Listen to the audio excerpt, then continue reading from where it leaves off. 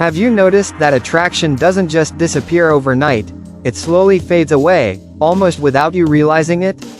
The sparkle in the eyes isn't the same, the kiss doesn't carry the same fire, and suddenly you're left wondering, what happened to the connection that once felt so strong? The truth is, relationship science shows us that there are silent forces that, if ignored, can destroy even the deepest bonds. And today, I'm going to talk to you as a friend who's been through a lot, and as someone who has studied the psychology of attraction in depth.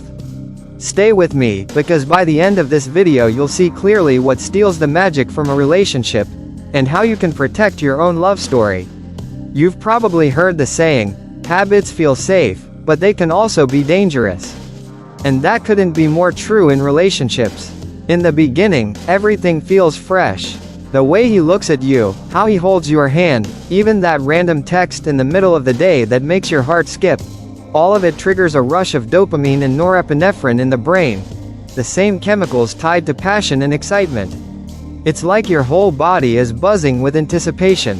But here's the catch. The human brain has a built-in flaw, it adapts. What once set your heart racing can slowly start to feel ordinary. Picture this. A couple's daily routine.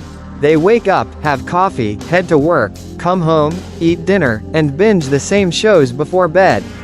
Routine itself isn't the villain here. The danger is when it becomes stale, with no spark, no surprise.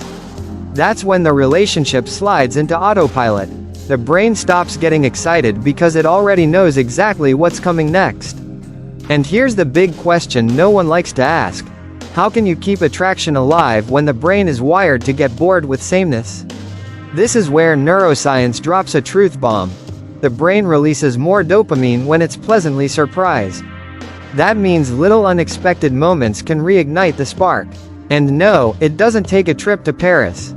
It could be a handwritten note tucked into a bag, a surprise dinner, or even taking a different route home just to stop for ice cream midweek. These moments trigger what psychologists call the novelty effect, and they rekindle the desire to explore each other. Think of a flame, leave it untouched, and it fizzles out. But stir it gently, and it dances, grows, becomes alive again. Attraction works the same way. And notice, it's not about spending money or staging grand gestures, it's about intention and creativity. The brain links novelty with vitality. And vitality is magnetic. I remember a friend who'd been married for over a decade. She complained her husband had become distant, cold. When I asked about their days, it was the same story. Strict routine, no room for the unexpected. I suggested something simple, a themed dinner at home, candles, a playlist of different music. That night he was caught off guard, laughed like he hadn't in years, and the two of them reconnected in a way she thought was gone. Just breaking the pattern brought the fire back. Psychologists call this novelty seeking, our natural craving for fresh experiences. Without it, relationships go flat. And love alone isn't enough. Love may be the foundation, but attraction is the fire that keeps it alive. And fire needs oxygen, so let me leave you with a question. When was the last time you truly surprised the person you love? Not with something expensive, but something unexpected? Your answer might tell you whether your relationship is still alive and dancing, or already weighed down by routine. And here's the twist, routine isn't the only thief of attraction. There's another, even more subtle one. When admiration and care start to fade. You know that sparkle in someone's eyes when you truly admire them? That's where attraction is born. And that's exactly where many relationships quietly begin to crumble. In the beginning, admiration shows up in everything. In the way he talks about his dreams. In how she lights up when celebrating a win. In the energy of someone who takes care of themselves and keeps growing. But when admiration fades, desire usually goes with it. It's like trying to light a candle with no match, nothing catches. Here's something fascinating neuroscience tells us. Our brains are wired to seek out signs of vitality and competence in others. When we see someone taking care of their health, walking with confidence, speaking with passion, it activates the brain's reward system, the same areas tied to attraction. Now imagine the opposite. Someone who once was full of life slowly slips into neglect. They stop caring about their health, lose interest in their appearance, dragged through their days with low energy. The unspoken message is loud and clear: I've stopped valuing myself. And the brain interprets that as a loss of worth. I'll never forget a story about a man who, in the beginning, inspired his wife with his drive and optimism. He dreamed big, worked hard, and had contagious energy. Years later, though, he grew complacent, stopped pushing himself, and neglected his well-being. His wife still loved him, but admitted she no longer desired him. And here's the tough truth: love without admiration often turns into friendship. But friendship alone doesn't fuel attraction. And care isn't just physical, it's emotional, too. It's in the tone of voice, in how attentively you listen, in showing genuine interest. When someone feels you've stopped caring about yourself and about the relationship, the flame dims. Psychologists even have a name for this: emotional neglect. It's not usually one dramatic event that kills attraction, but the quiet, repeated lack of attention that slowly erodes it. Think about this. In the beginning, maybe you made the effort to look good, to plan the date, to make the other person feel special. But as time passed, you thought, I don't need to try anymore. The result? Your partner feels like they've been pushed down the priority list. And the reality is, no one wants to feel like an afterthought. But there's a powerful antidote: investing in yourself. When you take care of your body, your mind, your spirit, you're sending an unspoken message: I still have value, I'm still vibrant, I'm still desirable. That self-respect naturally reignites admiration. Because desire is born from respect and recognition. And here's the hard part: once admiration is gone, the relationship becomes even more vulnerable to the next silent enemy: emotional dependency and suffocating control. Very few people like to admit it, but emotional dependency is one of the biggest killers of attraction. In the beginning, constant attention can feel sweet, almost flattering, but soon it becomes heavy. It turns the relationship from a space of joy into a place of pressure and surveillance. When one person starts living entirely through the other, balance is lost. Desire needs air to breathe, but dependency closes every window. Neuroscience explains something interesting here: the human brain has a deep need for autonomy. Psychologists even use the term psychological reactance, that natural pushback we feel when our freedom seems restricted. Translation: the more someone tries to control your every move, the stronger your instinct to pull away. That's why excessive jealousy, endless check-in texts, or attempts to micromanage your partner's life don't bring closeness. They actually drive a wedge. Picture this: she sends a text, and he doesn't reply right away.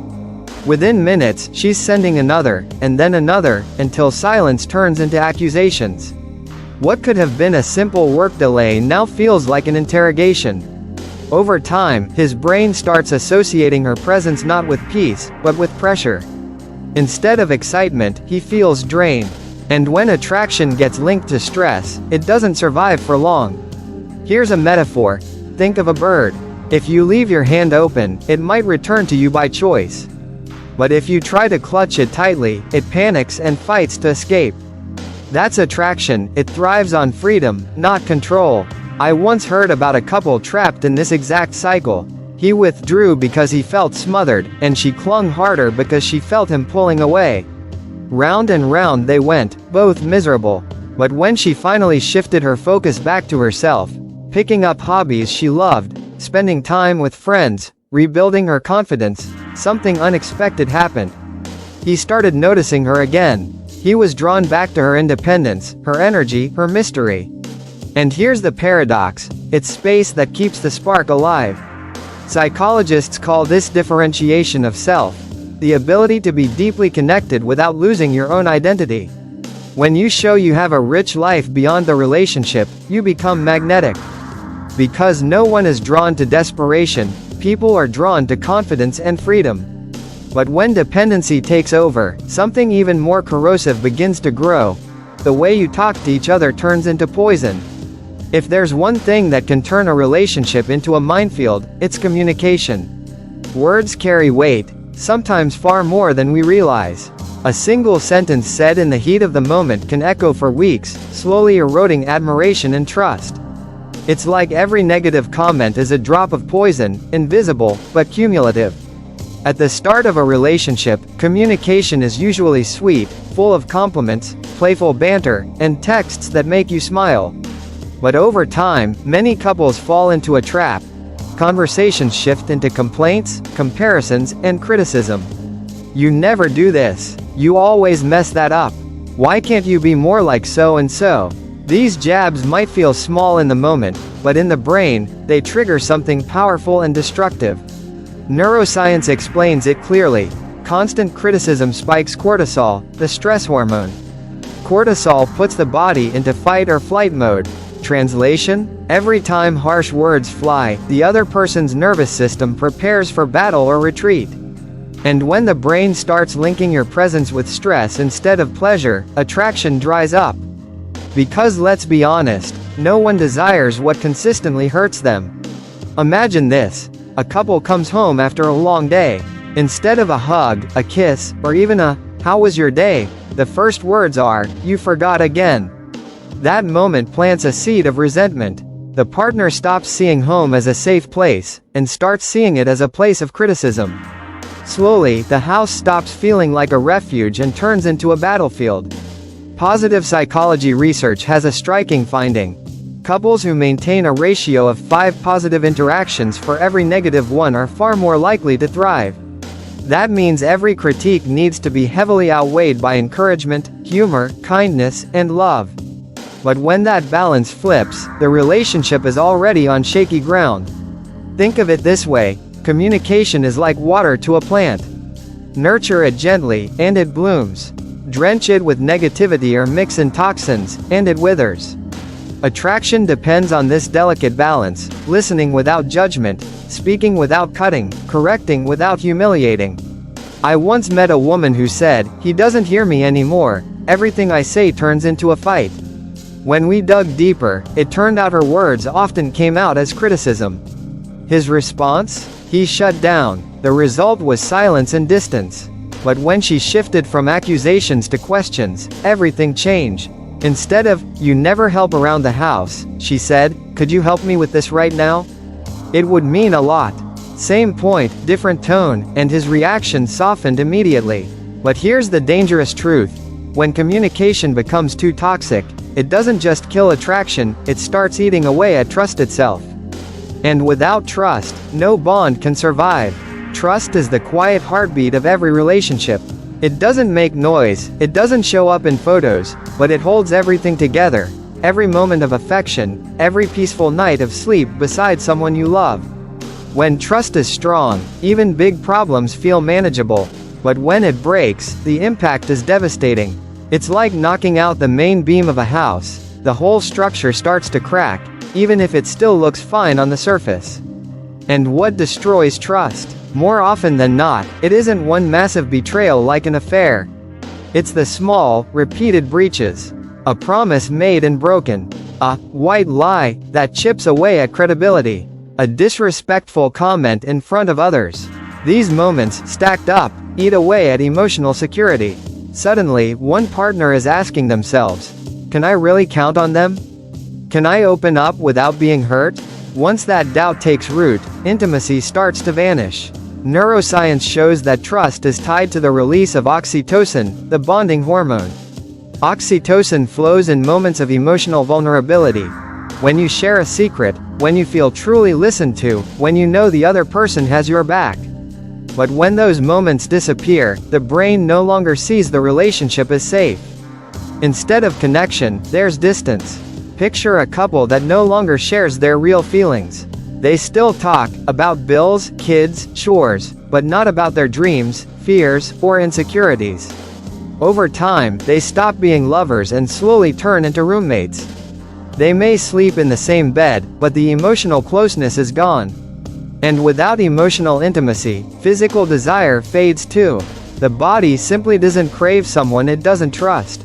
I once heard a story that explains this perfectly. A woman discovered her husband had been hiding financial debts. It wasn't an affair, but to her it felt just as shattering. The issue wasn't the money, it was the secrecy. She told me, "If he can hide this, what else is he hiding?" The marriage didn't end right away, but the attraction did. And here's the hard truth.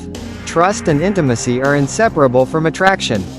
You can feel physical desire without deep trust, sure, but in a long-term relationship, without vulnerability and emotional safety, desire eventually burns out. It's like trying to light a fire with wet wood, it just won't catch. And when trust dies, the relationship rarely ends with a bang. More often, it fades in silence. The laughter disappears, the eye contact drifts away, the touches become rare. Until one day, you wake up next to someone, but realize you've been emotionally apart for a long time. So now comes the real question. How do you protect a relationship from these silent killers? How do you build a bond that doesn't just survive time, but grows stronger because of it? At the end of the day, attraction doesn't vanish all at once. It gets chipped away quietly, in the little things. The routine that smothers the spark, the loss of admiration, the suffocating dependency, the words that wound, and finally, the breaking of trust. These are the 5 silent forces that can destroy even the strongest relationships. But here's the truth no one talks about. Every single one of these can be reversed. The flame can be reignited, if there's awareness, intention, and above all, courage to change. Because love isn't about perfection, it's about daily effort. It's in the small choices, the glances, the gestures. Those are what keep desire alive, even after years together. So let me leave you with this thought. When was the last time you truly surprised the person you love? When was the last time you looked at them with real admiration? Simple questions, yes, but they're the map back to what you may think is gone. Now tell me, of these 5 silent killers, which one do you feel is the biggest threat to your relationship right now? Drop your answer in the comments, because your experience might be exactly what helps someone else who's going through the same thing. And remember this: attraction isn't luck, it's a choice you make every single day.